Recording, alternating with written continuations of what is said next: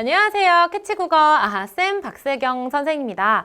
여러분들 오늘 읽을 내용들은 여러분들 교재 14, 15페이지에 담겨있는 정보고요. 14페이지는 저랑 앞에 배웠던 내용 정리하는 것이기 때문에 그냥 들어주셔도 상관없겠지만 15페이지 내용들은 문제풀이이기 때문에 미리 문제를 풀어두시고 나서 강의를 들어주셔야 할 것 같다라고 미리 당부를 드릴게요. 저희는 14페이지에 담겨있는 정보를 같이 보면서 우리가 배운 게 이런 거였구나 라는 걸 정리해 주시면 좋겠습니다. 여러분들 요번에 배웠던 게 언어의 본질이었잖아요. 언어라고 하는 게 본래적 성질이 무엇인가에 대해서 같이 공부를 한 겁니다. 그 중에 첫 번째 언어의 본질은 언어의 자의성이다 라고 공부를 했어요. 언어의 자의성이라고 하는 건 이 대상이 언어의 의미 요렇게 지니고 있겠지. 어떤 뿌리를 가지고 있고 여기는 뭐 어떤 뭐 역할을 한 아이가 있고 잎사귀가 붙어 있는 이러한 의미를 지니고 있는 대상에게 언어의 말소리인 나무라고 한 형식이 붙게 되는 과정에서 의미와 말소리의 관계가 전혀 필연적이지 않아요 라고 하는 걸 자의성이다. 자기 마음대로 붙인 거야, 임의대로 붙인 거야 라고 생각하시면 된다고요. 그래서 여러분들 예를 들어 드렸었던 게 어떤 거? 선생님이 태어날 때 이 태어나는 의미, 몸뚱아리를 갖고 태어났겠지만 그것에 대해 이름, 형식은 내가 이름을 갖고 태어난 게 아니라서 아무렇게나 붙였을 거야. 물론 부모님 상의하에 붙였겠지만 어쨌든 그런 식으로 의미와 형식 사이에는 필연적인 관계가 전혀 없다라고 하는 게 바로 언어의 자의성이다 라고 기억해 주시면 됩니다. 옆에 담겨있는 정보를 보면요. 나와 있는 것처럼 한국어로는 나무라고 부르고 영어로는 트리라고 부르고 중국어로는 슈 또 일본어로는 키라고 부르는데 이렇게 서로 다른 형식을 지니게 된 이유는 바로 무엇 때문에? 언어의 자의성 때문이다. 그치? 같은 의미를 나타내는 말소리가 언어별로 다 다릅니다. 왜? 나무라고 하는 대상이 태어날 때 나 이 이름으로 불러줘 꼭이야 라고 태어나진 않았어요. 형식을 정해 태어나진 않았기 때문에 사람들이 임의대로 자의대로 마음대로 붙이다 보니 이름이 서로 달라졌구나 라고 생각해 주시면 된다고요. 이걸 바로 언어의 자의성이구나. 여러분들 문제를 풀어보셔서 아시겠지만 대부분 이런 예를 보여준 다음에 이를 통해서 알 수 있는 언어의 특성, 언어의 본질은 무엇이야? 라는 걸 물어보게 돼. 그럼 여러분들 이건 언어의 자의성 때문에 나타나는 모습이야 라고 찾아내실 수 있으면 되겠습니다. 어렵지 않죠? 자, 언어의 사회성입니다.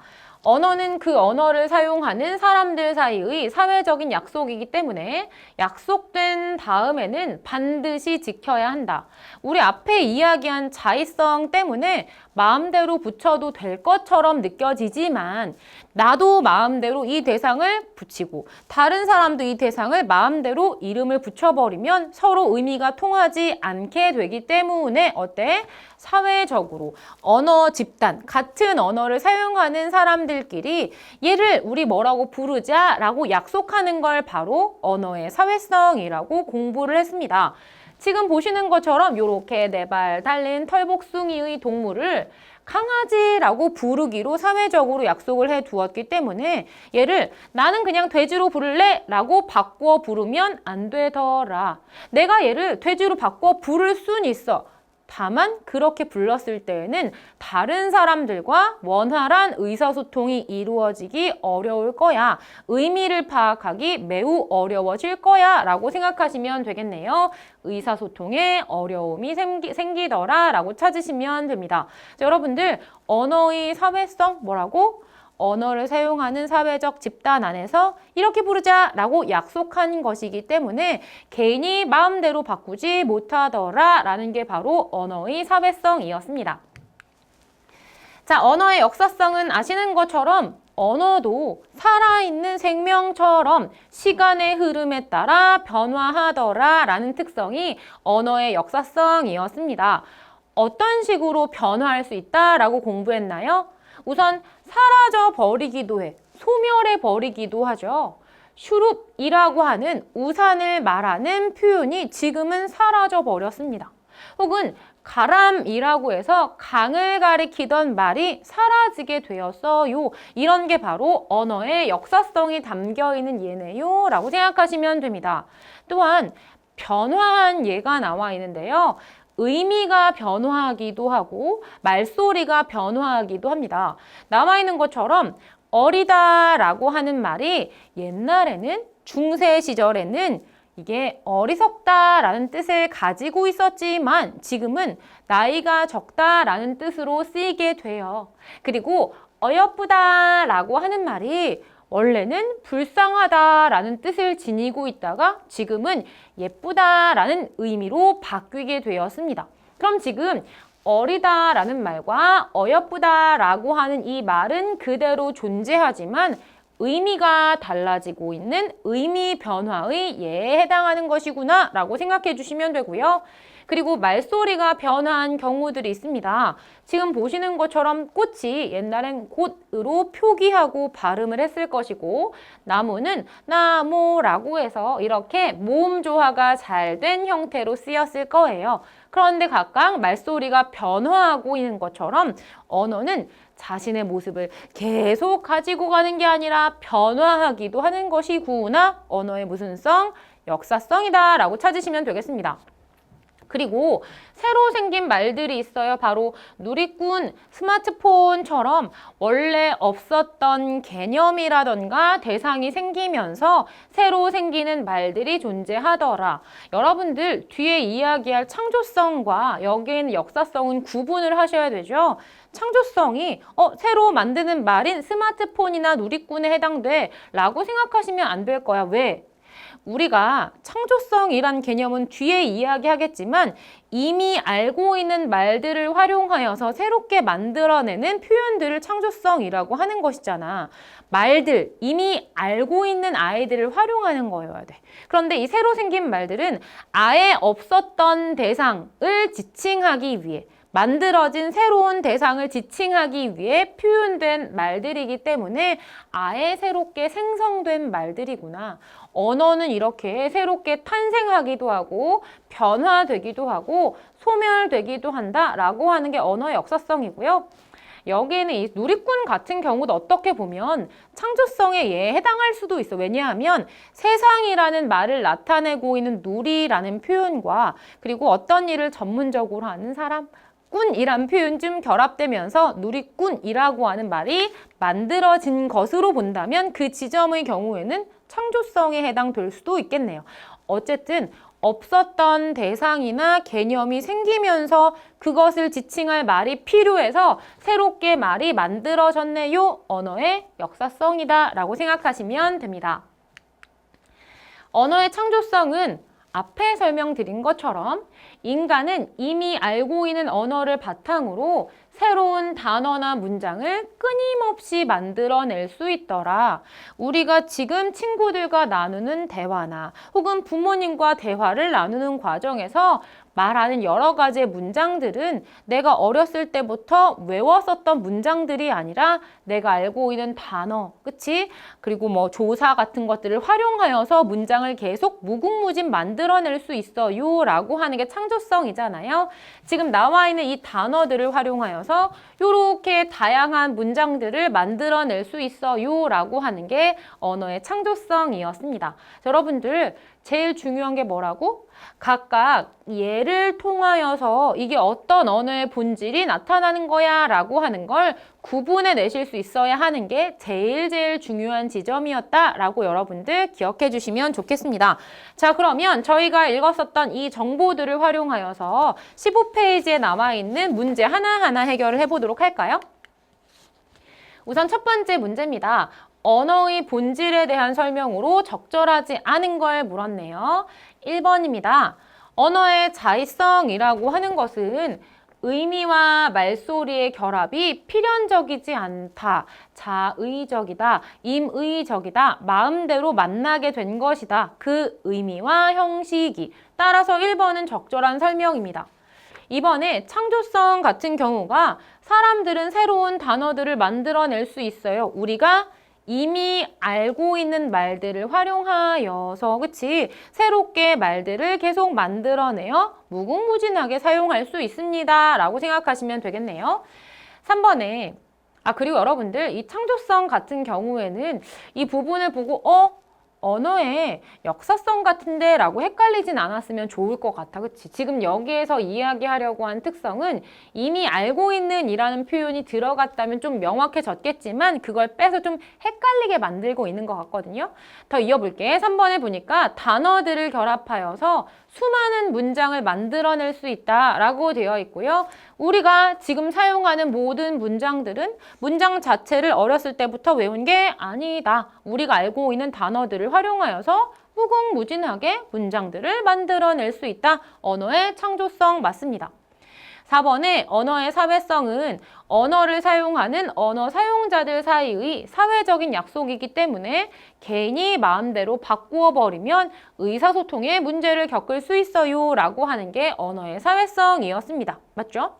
5번의 언어의 역사성은 시간의 흐름에 따라 맞아요. 그런데 개인이 의미나 말소리들을 바꾸는 걸 언어의 역사성이라고 하는 게 아니라 시간의 흐름에 따라 이 언어를 사용해오는 사람들이 이 언어가 계속 사용되지 않으면 없어지기도 하고 그리고 이 말이 조금 의미가 달라지기도 하고 말소리가 달라지기도 하고 혹은 아예 쓰이지 않아 사라지기도 하더라.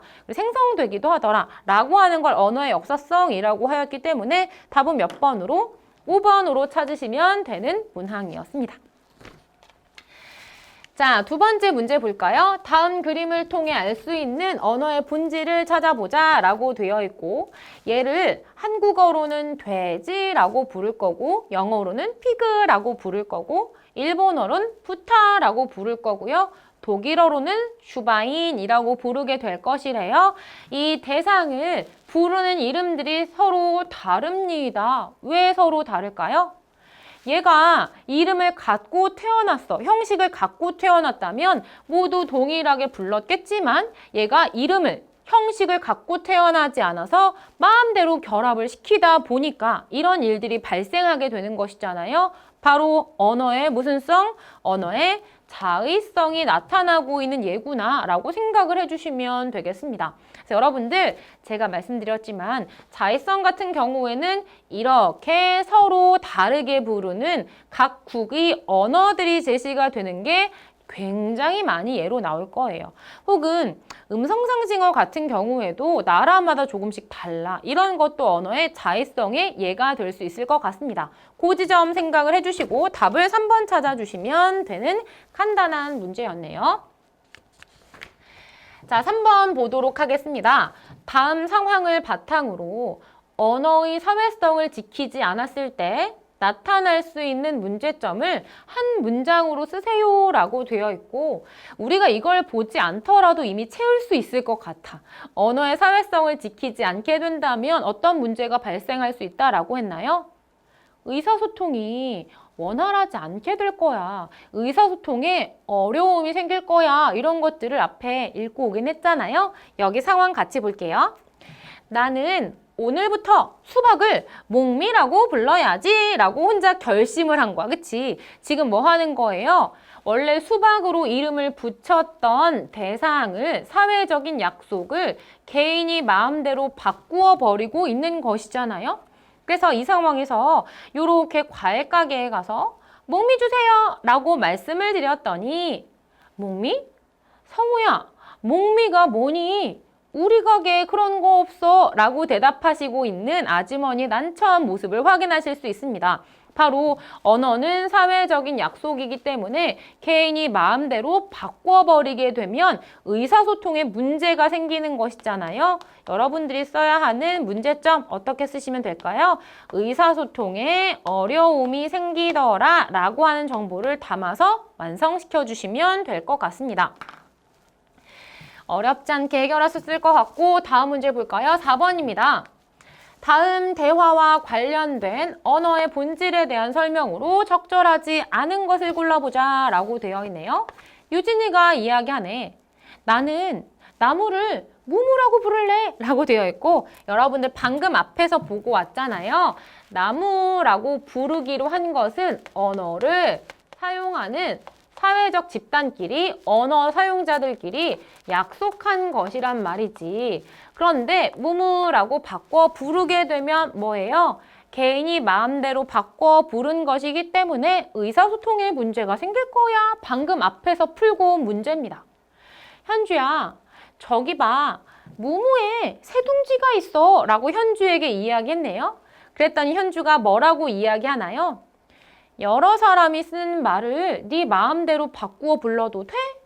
왜 바꾸어 부르면 안 될까? 바로 의사소통에 어려움이 생기기 때문이구나 라는 걸 앞에서도 풀고 왔습니다. 그러면 문제 한번 해결을 해볼까요? 1번입니다. 유진이는 말소리를 마음대로 바꾸어 쓰고 있어요. 왜? 우리가 이게 사회적인 약속이긴 하지만 나무라고 한 아이가 날 나무로 불러줘 라고 태어난 건 아니라고 했었잖아.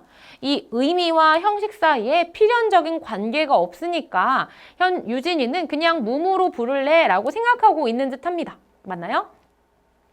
2번입니다. 현주는 의미와 말소리의 관계가 필연적이라고 생각한다. 되게 그럴듯한 함정이었지만 여러분들 지금 얘는 뭐였어? 언어의 자의성과 관련된 서술인데 그것도 적절하지 않은 서술이야. 의미와 말소리는 필연적 관계가 없구나라는 게 언어의 자의성이고 지금 현주가 의문을 품고 있는 건 무엇이에요? 여러 사람이 쓰는 말을 개인이 마음대로 바꿔선 안 된다라고 하는 사회성과 관련된 부분에서 유진이에게 의문을 제시하고 있는 것이기 때문에 이번 연결은 적절하지 않구나라고 찾아내셔야 되겠네요. 맞나요? 3번입니다. 유진이는 사람들과의 의사소통에 어려움을 겪을 수 있어요. 왜? 이렇게 부르기로 약속한 걸 지 마음대로 바꿔 불렀기 때문에 이 무무라고 바꿔 부르기로 한 걸 모르는 사람들 입장에서는 제가 무슨 말해? 라고 생각할 거란 말이지 의사소통에 어려움을 겪을 수 있습니다. 4번에 유진이는 언어를 사용하는 사람들 사이의 사회적 약속을 지키지 않고 자기 마음대로 개인이 바꾸어 불렀기 때문에 언어의 사회성을 지키고 있지 않구나라고 보실 수 있겠네요. 5번입니다. 현주는 특정한 의미를 특정한 말소리로 나타내기로 한 약속을 지켜야 한다고 생각해요. 여러 사람이 쓰는 말은 개인이 마음대로 바꾸어선 안 되는데 네 마음대로 바꿔도 돼? 라고 의문을 제시했기 때문에 제시가 된 것처럼 이 사회적 약속은 지켜야 돼 라고 생각하는 현주의 생각을 읽어낼 수 있겠습니다. 답은 몇 번으로? 2번으로 골라내시면 되겠네요. 자, 좀 복잡한 문제이지 않았을까라는 생각이 들어요. 넘어가서 5번 보겠습니다. 언어의 역사성을 뒷받침하는 예로 적절하지 않은 걸 여러분들 묻고 있고요. 1번입니다. 나무라고 하는 말소리가 나무로 바뀌었어요. 얘는 말소리가 변화한 예, 뭐에 따라서? 시간의 흐름에 따라서 과거엔 나무였다가 지금은 나무로 바뀌고 있으니까요. 시간의 흐름에 따라 언어가 변화한다 라고 하는 언어의 역사성을 뒷받침해 줄 겁니다. 이번에 스마트폰이란 말이 원래 없었지만 이게 만들어졌어요. 언어가 생성된 거야. 그치? 시간의 흐름에 따라 없었던 대상이 개념이 만들어지면서 그 대상과 개념을 지칭할 말들이 새로 생깁니다. 이런 걸 바로 언어의 역사성이라고 공부를 했어요. 세 번째, 옛날에는 복숭아라고 하는 걸 복정화라고 불렀대요. 이 말도 되게 예쁜데, 그치? 이렇게 복정화라고 하는 게 복숭아로 변화되고 있잖아. 말소리의 변화가 예로 제시가 되어 있습니다. 시간의 흐름에 따라 달라지고 있네요. 4번입니다. 갈비를 넣은 김밥에 갈비김밥이라는 이름을 붙였어. 선생님 여기도 새롭게 생성된 이름 아닌가요? 되게 그럴듯해 보이지만 갈비도 우리가 알고 있는 단어예요. 김밥도 우리가 알고 있는 단어야. 이걸 활용하여서 갈비 김밥을 만들어낸 것은 언어의 역사성이 아니라 언어의 무슨 성? 창조성에 해당되는구나 라고 찾으셔야 하므로 답을 몇 번으로? 4번으로 찾으시면 되겠습니다. 5번 볼게요. 천을 뜻하던 즈문이라는 말이 현재에는 거의 쓰이지 않습니다. 바로 시간의 흐름에 따라서 언어가 소멸되기도 하는구나. 그래서 지금 나와 있는 예들을 통해서 언어는 시간의 흐름에 따라 생성되기도 하고 변화되기도 하고 소멸되기도 해요 라고 하는 언어의 역사성이 잘 드러나 있어요 라고 찾으시면 됩니다. 지금 그리고 문제 보신 것처럼 실제 언어의 역사성에는 이런 창조성의 예를 집어넣어서 함정으로 되게 잘 만들기 때문에 구분하실 수 있으면 되겠습니다. 어렵지 않죠? 6번 볼게요. 다음 중 언어가 변화한 양상이 다른 하나를 찾아보자 라고 되어 있고요. 지금 1번 같은 경우 가람이라는 말은 지금은 사용되지 않는 옛날 말입니다. 아까 앞에서 봤었던 것처럼 원래는 강을 가리키던 말이지만 얘는 사라지게 되었고 강이란 말이 남아 쓰이게 된 것이잖아요. 그럼 얘는 시간의 흐름에 따라 사라지고 있는 말이구나 라고 보시면 되겠고요. 컴퓨터라고 하는 것은 어떤 대상을 새롭게 지칭하기 위해서 가지고 온 새로운 표현, 생성된 말이구나 라고 찾으시면 되겠습니다. 인공지능 같은 경우에도 15세기, 16세기, 심지어 19세기에도 없었어. 20세기에도 없었던 표현이 지금 쓰이고 있어요. 새로운 대상, 개념을 지칭하기 위해서 생성되고 있는 말입니다. 공정무역도 마찬가지 아닌가요? 그치? 여러 가지 무역 상황에서 발생하는 문제점들을 해소할 수 있는 무역 중 하나잖아요. 여러분들 알고 있는 것처럼 노동 착취가 이루어지지 않는 노동, 그 생산품을 우리가 무역하겠습니다. 수입하겠습니다. 이런 게 바로 공정무역 아닌가요? 이것도 지금 새롭게 만들어진 말이구나. 내비게이션 같은 경우에도 없었던 개념이 생기면서 발생한 표현이기 때문에 2번부터 5번까지는 좀 새롭게 생겨난 말들에 해당한다라고 보셔야 할 것 같습니다.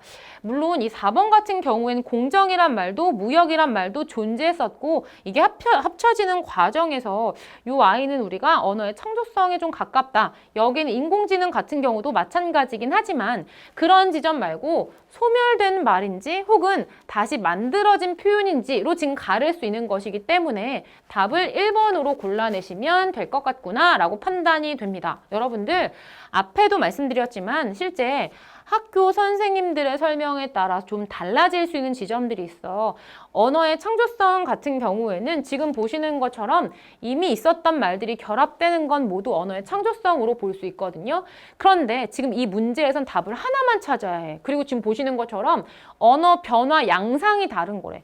변화된 양상이라는 건 만들어지거나 혹은 달라지거나 혹은 사라진 것이기 때문에 그 지점을 기준으로 생각해 본다면 답이 1번이 될 수밖에 없구나라고 찾아질 겁니다. 자, 7번 볼게요. 다음과 같이 바람이라는 단어를 활용하여 새로운 문장을 만들어낼 수 있는 이유를 한 문장으로 쓰세요 라고 되어 있고요. 바람이 불어서 시원하다. 또 바람이 어느 쪽에서 불지? 혹은 머리카락이 바람에 흩날린다와 같은 다양한 문장들이 만들어질 수 있습니다. 왜 그럴까? 우리가 알고 있는 단어나 문장을 계속 새롭게 활용하여 만들어낼 수 있다라고 하는 언어의 창조성 때문 아닌가요? 이미 알고 있는 단어나 문장을 사용하여서 새로운 단어나 문장을 무한히 만들어낼 수 있다라고 하는 언어의 창조성 때문이다라고 여러분들 적어보시면 될 것 같습니다.